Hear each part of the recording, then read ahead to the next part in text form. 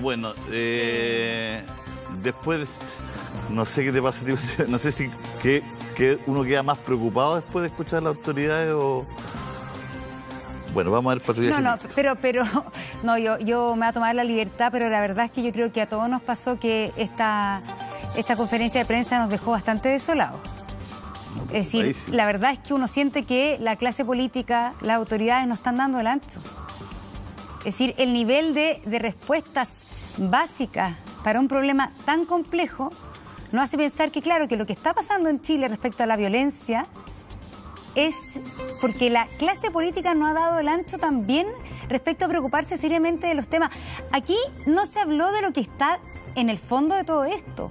¿Qué autoridad hoy día se atreve a hablar, por ejemplo, de un tema que es tabú, que es la corrupción de las policías? Si el narcotráfico está infiltrando, está permeando las instituciones del Estado. Y en ese sentido, Chile, hasta hace muy poco tiempo, era una suerte como de cierta isla, aparentemente, respecto a los niveles de corrupción si uno se comparaba con otros países de Latinoamérica. Pero hoy día eso no está ocurriendo y uno quiere que las autoridades hablen las cosas por su nombre y que no nos digan que ahora a continuación vamos a ir a un patrullaje mixto, que es un montaje comunicacional y algo para la prensa. Lo único que le falta es poner, como los eslogans del gobierno, que son todo mejor, patrullaje mejor. Salud mejor, vejez mejor. Esto se llama patrullaje mixto, pero parece un eslogan, patrullaje mejor, que le gusta tanto la palabra mejor. Pero además, aquí hay una serie de temas que no se están hablando. Yo lo digo, de alguna manera, lo permeable que está haciendo el Estado, las policías, a todo esto.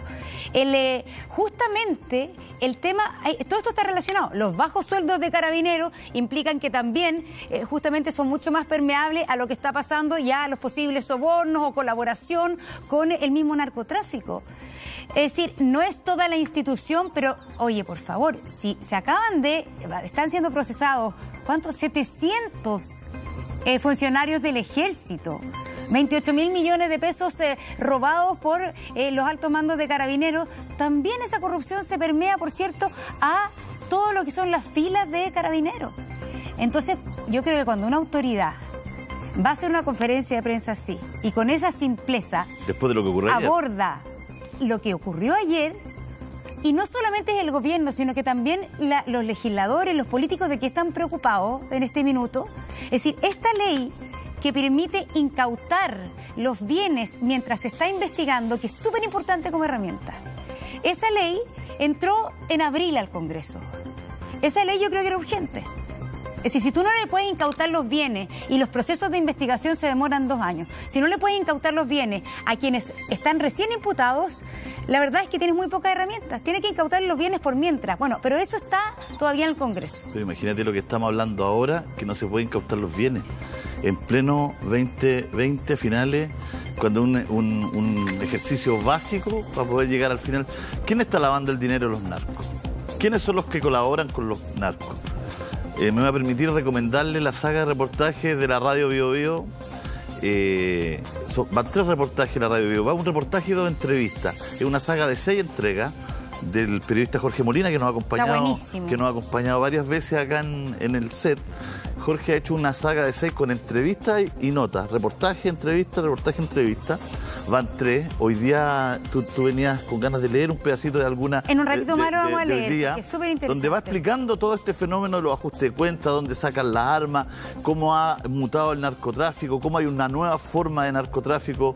Él hablaba del narco chileno, peruano y boliviano que mutó y se metió el narco colombiano, que tiene una propia red de distribución y todo, que trabaja solo, que toda la cadena es colombiana y que han tenido que interiorizarse. Explica está ahí en la entrevista, no son palabras nuestras, digamos, está ahí, lo dice el subprefecto de la PDI, de Chile, digamos, entonces encargado de este tema. Es muy interesante, pero yo concuerdo contigo, Monse, o sea, lo que tú acabas de decir, me sumo, uno queda muy preocupado de ver nuestras autoridades creyendo que esto se va a acabar con patrullaje mixto y un nuevo retén y con que la autoridad está en una mesa. O sea, los narcos están súper preocupados, están en este minuto yendo de Chile a otro país. No, si aquí falta... Imagínate el señor que habló de Carabineros, que no pude ver quién era. Creo que era Monrajo, ¿no? No supe pidiendo a la gente que siga llamando al 133. O sea, espero que lo haya dicho porque no puede decir... Que la policía va a ir a buscar a la gente que claro, sabe que es lo que uno piensa. Que no puede dar una respuesta porque está investigando y están ahí, pero ya pedir por la tele... Haría la prueba de llamar al 133. ¿Qué pasa si uno dice, oiga, tengo una información importante sobre lo que pasó en Maipú? Claro. Vamos a hacer el ejercicio en la tarde. Y uno espera que la inteligencia esté actuando, que la policía sepa quiénes son. ¿Sabes qué? Me pasa que por el programa que yo hago en radio, tengo muchos recuerdos con buena memoria. No sé si tenemos archivos, Felipe, Carmen Gloria, pero hace 3 años, en una feria navideña, en Maipú, balearon a 2 personas. Un pistolero, igual que ahora, hace 3 años atrás. En la misma fecha. Ahora, en la misma fecha, hace 3 años exacto, una balacera en una feria navideña. A todo esto le informaron a la autoridad que las ferias navideñas no son las que dicen feria navideña afuera, y las que tienen todo el dinero de la feria navideña son... Comercio informal. También se le llama feria navideña a la informalidad de gente que se instala y que los transeúntes y la ciudadanía y la gente dice feria navideña. No es que diga que decir feria navideña es una patente y se te auspicia por una marca, digamos. La feria navideña es espontánea. Bueno, da lo mismo. Fue el 2016, parece que me dicen. Ah, sí. Y fue, o sea, esa es 2017, noviembre, balacera en la Plaza de Maipú. Y hay otra que un pistolero que le dispara a 2 personas, también dice feria navideña, hace 3 años atrás. O sea, esto no es que... Lo que pasa es que ayer ya los tipos dispararon a mansalva. O sea, ya no es que fueron por 2 personas y le dispararon. No, y porque murió una señora que no tenía aparentemente nada que ver con ni ajuste de cuenta ni con nada. Claro, le dispararon ahí a mansalva, dispararon al que le pegara. Entonces, la verdad que esto es muy grave, porque esto finalmente, yo pienso que lo de ayer, fíjate, Monse, es un punto de quiebre en todo esto. Yo siento también. Porque ya hemos visto tanta cosa.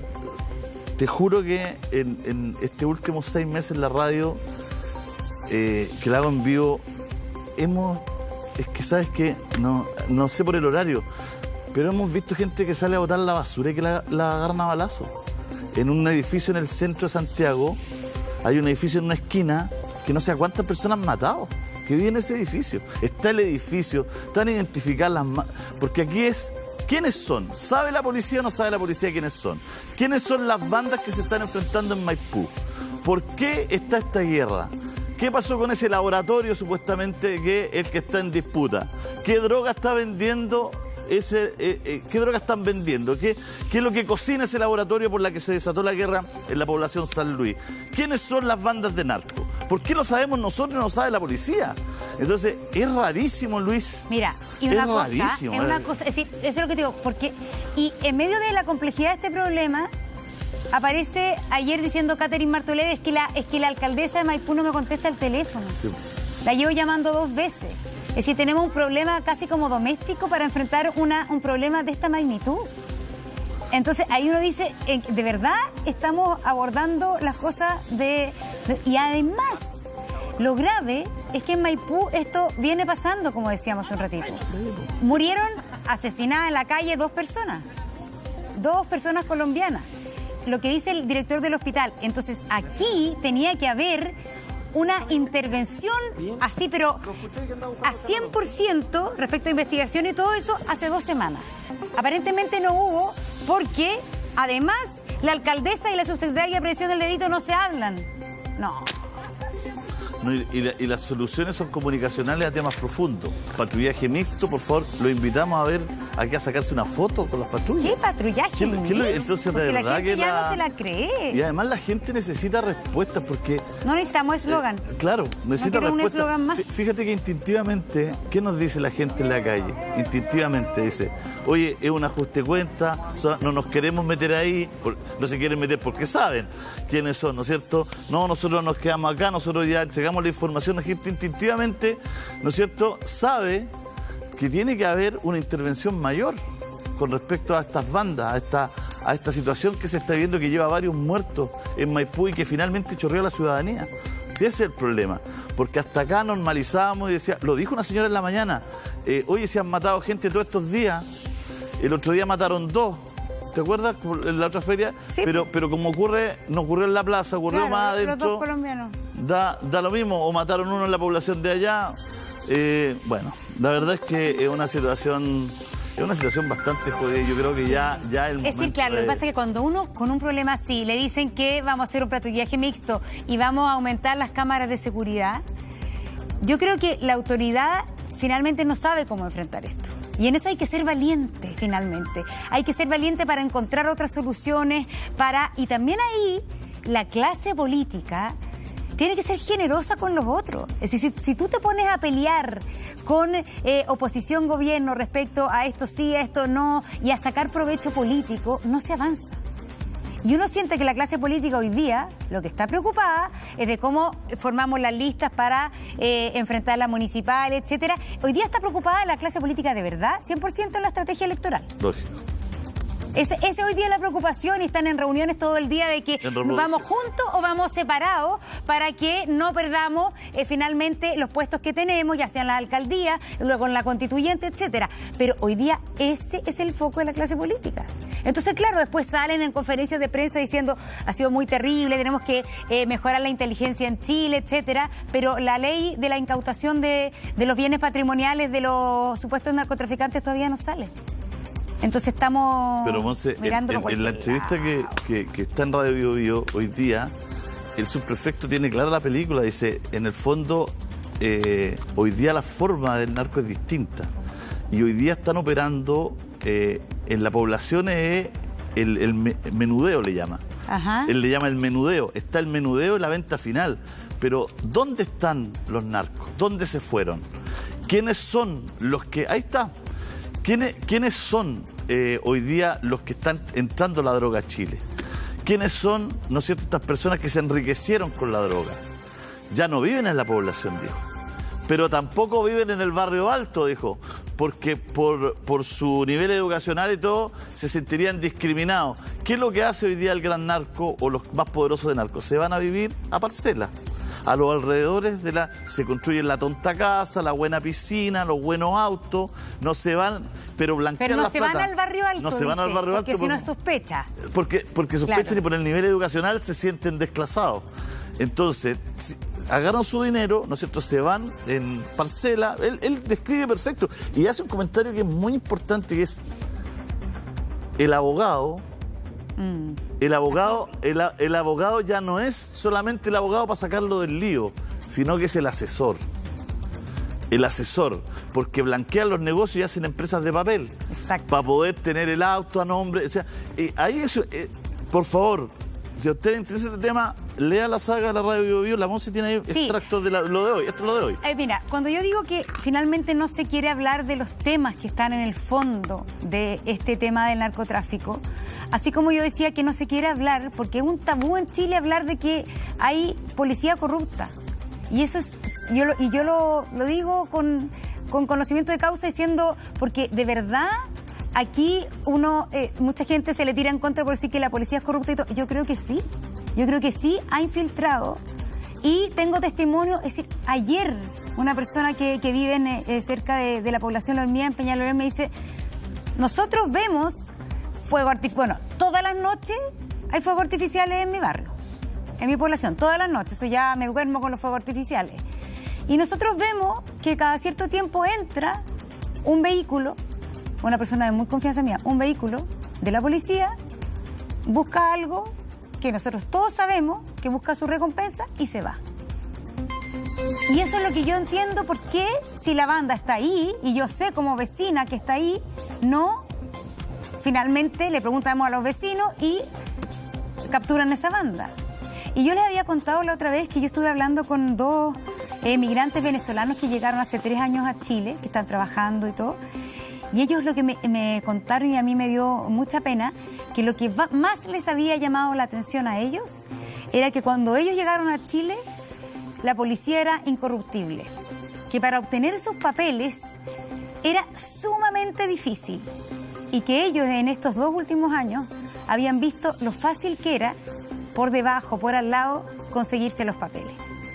Que muchas veces a las afueras de extranjería o de los lugares donde hay que ir a regularizarse, hay palos blancos que tú le pasas 10 lucas y ellos te hacen el papeleo y te sacan el papel firmado. Y así, estas son cosas que yo de verdad he recogido y dan cuenta de eso. Y así como ese es un tema que hay que abordar y que es tabú, yo creo que también el tema de la emigración también es un tema que hay que abordar respecto a eso. Y eso es el titular que tiene hoy día la Bio Bio respecto al jefe antidrogas de la PDI. Dice que el panorama del narcotráfico cambió con el fenómeno de la inmigración. Y yo creo que ese también es un tema que hay que enfrentar. Y lo que dices tú, Julio, que aquí lo que dice el jefe antidroga es que efectivamente cuando los colombianos y bolivianos que antes eran partícipes del narcotráfico en Chile tenían redes mucho más pequeñas y proveedores mucho más pequeños. En cambio, cuando llegan los colombianos, ellos tienen mucho más poder narcotraficante, porque vienen de un país justamente donde también la organización delictual del narcotráfico es mucho más fuerte. Y hacen toda la cadena, porque en el fondo, si lo pudiéramos explicar, creo que explica el funcionario de la PDI. Él dice que antes el boliviano y el peruano pasan la droga y la colocan en Chile. Y el chileno hace la cadena y hace la venta y hace el menudeo. ¿No es cierto? ¿Qué es lo que hacen los colombianos? Explica ahí que trae la droga, la pasa por la frontera, la transporta, se la pasa a los mismos colombianos, los colombianos la venden y recogen hasta el dinero del menudeo. Es decir, hacen la cadena completita, desde la sacada de droga, la pasada, el transporte y la venta, ¿no es cierto?, entera. Y antes los bolivianos pero no hacían eso. La cruzaban y la dejaban acá al narcotráfico chileno. Entonces, eso cambió la forma, porque hay dos, vienen dos patas, digamos, no en una sola pata. Entonces, ahí explica varias cosas. Es muy importante. ¿Sabes lo que yo he hablado? Mira, yo he hablado con... Te leo un par de cositas. Te leo solo, o sea, te digo, en un minuto te digo esto porque creo que es importante.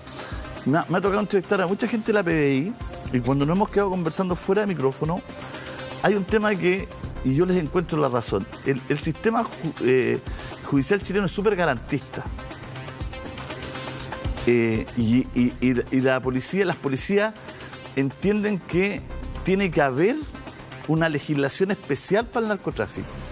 Que en el narcotráfico no puede ser tan garantista el sistema, porque si no, le entrega una ventaja al narcotraficante sobre las policías. ¿Me entiendes, Monse?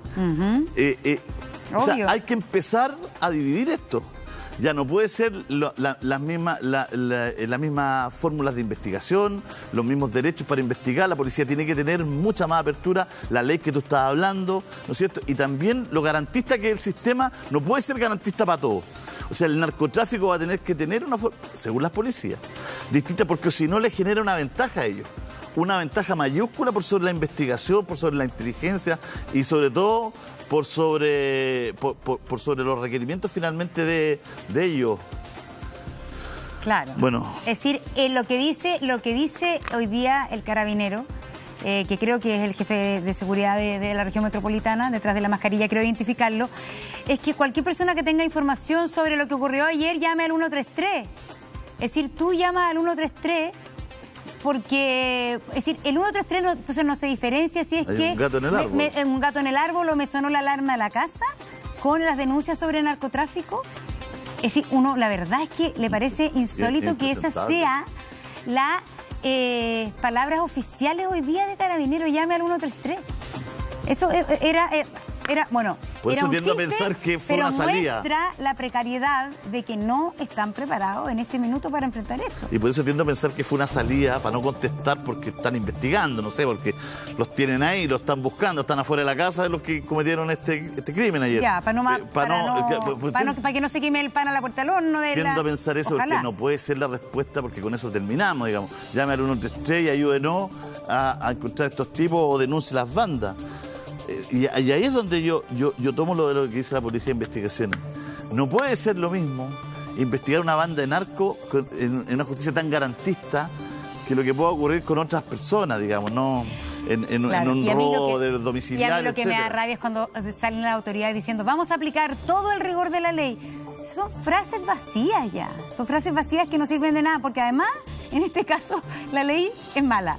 Les leo un pedacito del reportaje de Bio Bio. Le preguntan al subprefecto de la PDI, cuando hablamos, la inmigración cambió el panorama, le pregunta el periodista, le reiteramos ¿qué periodista es, Julito? Jorge Molina. Jefe antidrogas de la PDI. Él está encargado de la saga. Perfecto. Momento que justo se me fue la cuestión. Me escribe precisamente la PDI. Por mientras eso lo busco, sí. Me está diciendo algo, me dice, para entender a Chile hay que entenderlo en distintos lugares donde es mucho más popular, me dice. No hay que ser mago, ni hay que ir a estudiar el tema del narcotráfico de Estados Unidos para darse cuenta que hace 5 años, en el barrio Bellavista, voy a ponerlo como ejemplo emblemático, me dice un funcionario importante de la PDI, que estoy recordando su nombre, todo el sistema del microtráfico era de chilenos y peruanos, los que vendían la droga. Hoy día los chilenos peruanos están completamente correteados de Bellavista.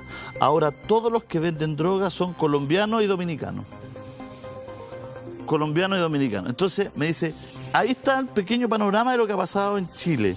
Y no hay que tomar clases afuera, ni hay que estudiar narcotráfico. No, ahí está un pequeño diagnóstico, dice una pequeña miradita de lo que está ocurriendo también en el ambiente mayor. Y son súper violentos, me pone acá. Son súper violentos, no tienen nada que ver. Es decir, el código narco del colombiano no tenía que ver con el código narco quizás de el peruano o el chileno. Claro.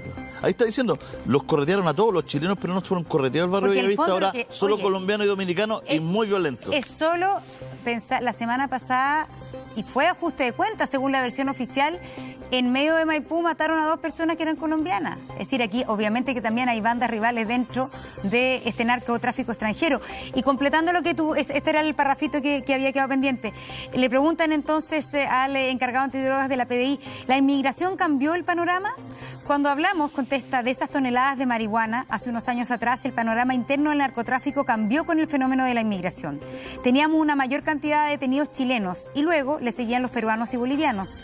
Estos últimos desplazaron a los peruanos, pero con la llegada de la migración colombiana apareció otro actor y otro nicho de tráfico de drogas.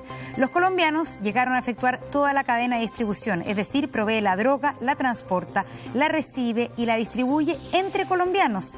Y finalmente ellos surten a algunos traficantes locales. ¿Este nicho no existía? No. Los bolivianos no tenían capacidad, los peruanos tampoco, porque necesitaban la estructura chilena. En cambio, los colombianos dependen de la estructura chilena para hacer solo la comercialización final y, en el último caso, también hoy día el microtráfico lo están haciendo también colombianos. El menudeo. Entonces, el panorama interno cambió con la historia criminal de los colombianos versus la chilena. Es mucho más fuerte, más violenta. Han existido episodios donde hay mayor uso de la violencia. En resumen, es muy difícil que un narcotraficante chileno tenga esos contactos con las mafias de Europa y pueda crear la cadena de distribución y proveer. Y yo creo que ahí hay un tema que también es súper complejo, porque cuando estamos hablando de narcotraficantes extranjeros, la inteligencia también se vuelve más difícil para la policía, porque muchos de ellos están de forma ilegal o irregular en nuestro país. Entonces, lograr identificarlos ya es sumamente complejo. Entonces, cuando tú te mueves en la ilegalidad o irregularidad migratoria, en este caso, cuando no tiene, porque estas personas quizás muchas veces entraron con visa de turista y han quizás intentado regularizar sus papeles, etcétera. Pero estas personas que se encuentran también irregulares en el país son mucho más difíciles de pesquisar como organizaciones delictuales de lo que puede ser un Juan Pérez que tiene carné y tiene antecedentes y tiene la huella digital. Y tiene la familia. Sí, tiene la huella digital porque tuvo un delito anterior. Y entonces por eso es también tan complejo. Tiene toda su familia y todo su nexo y toda su red ahí.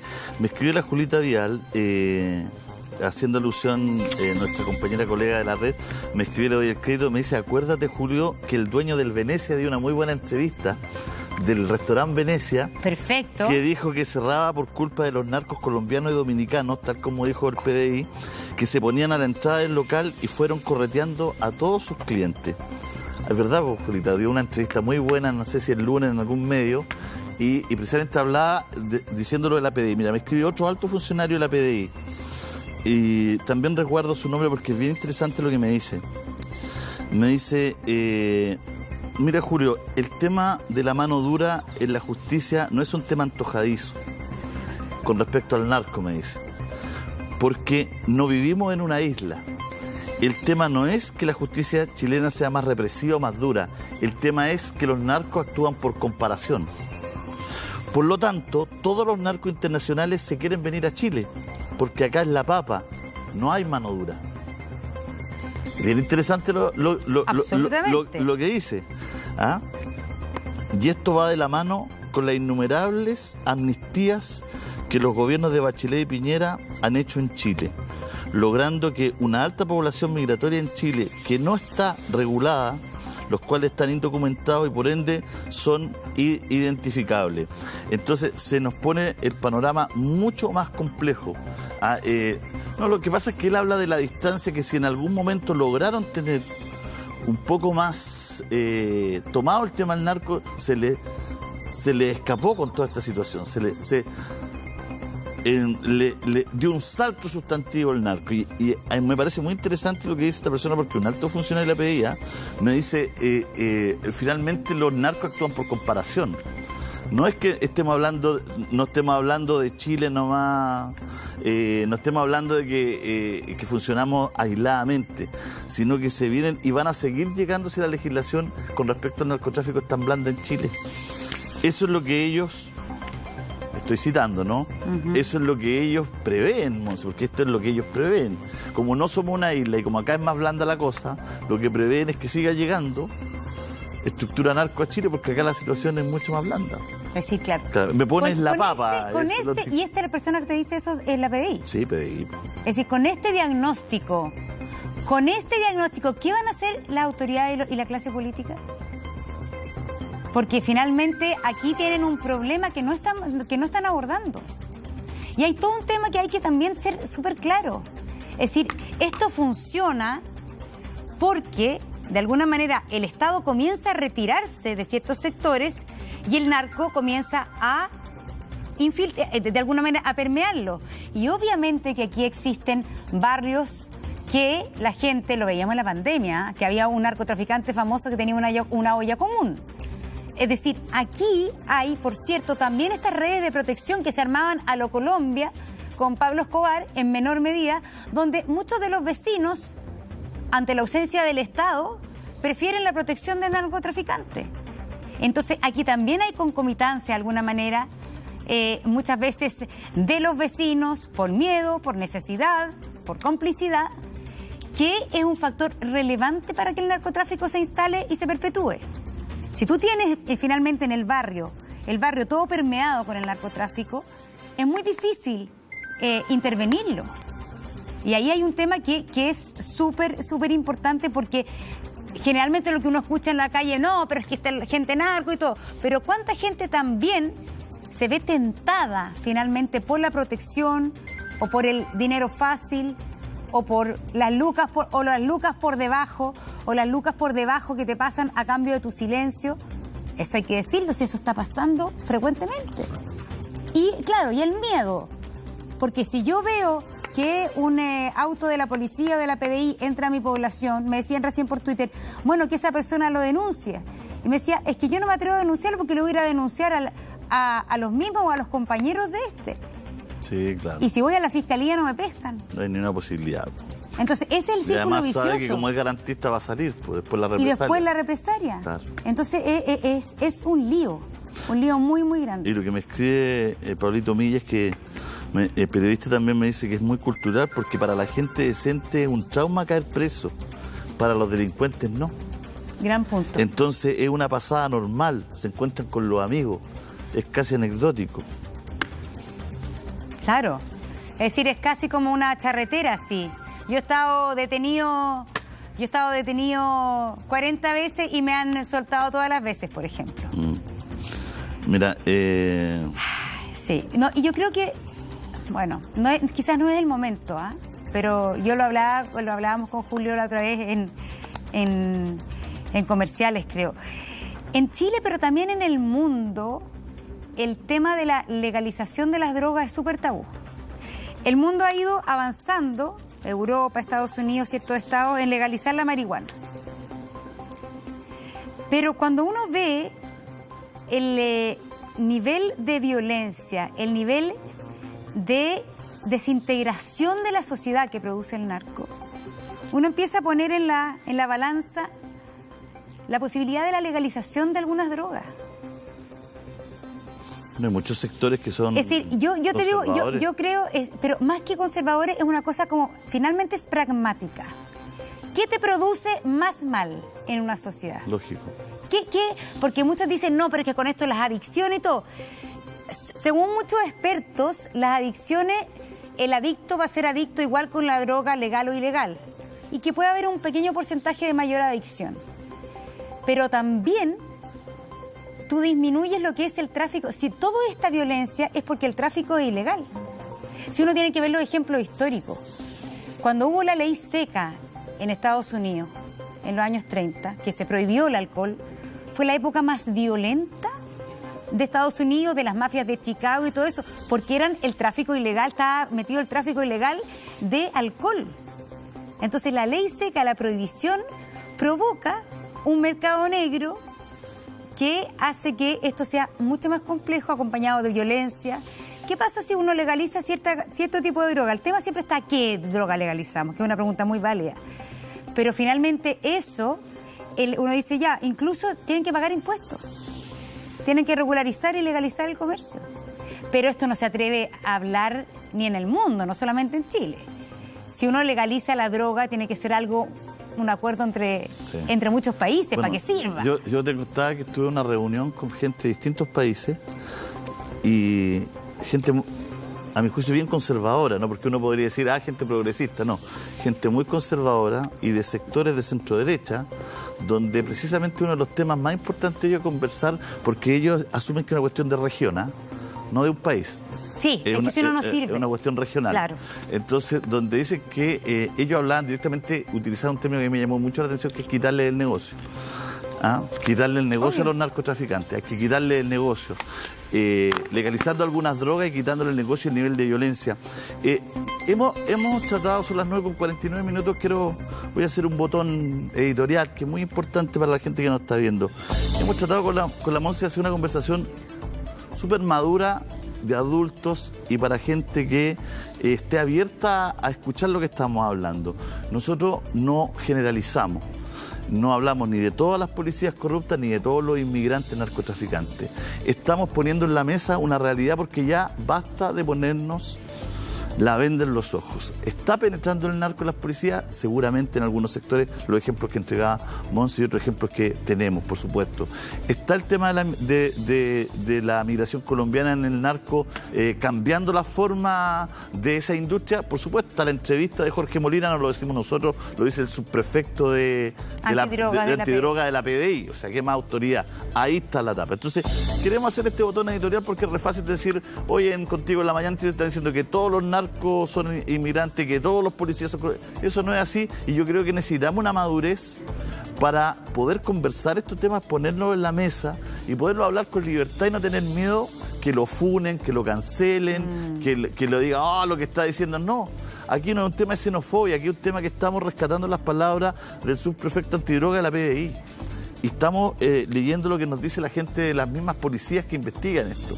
Entonces, es importante dar esta conversación madura porque parte de esto, de lo que tú decías hace un rato muy bien, que la autoridad se resta, la clase política se resta, es por popularidad. Dice, oye, si yo pertenezco a este sector que es más progre, si digo esto de la migración...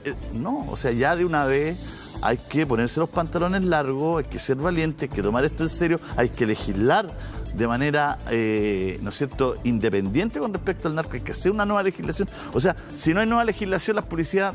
Nosotros aquí entregamos reportajes de media hora de la policía trabajando. Si no es que la policía no haga nada, aquí damos 20, 25, cómo desbaratan bandas, cómo desbaratan grupos, cómo desbaratan envíos del norte, cómo desbaratan en el sur, cómo desbaratan por el mar. Hemos dado todo. Y ahora les vamos a mostrar un reportaje a partir de la Radio Bio Bio, del primer reportaje de esta saga de la Radio Bio Bio, de Jorge Molina, que habla de los neonarcos. Y Esteban ha hecho un reportaje muy sólido tomando esto y llevándolo al audiovisual. Son las 9:52 minutos, lo invitamos.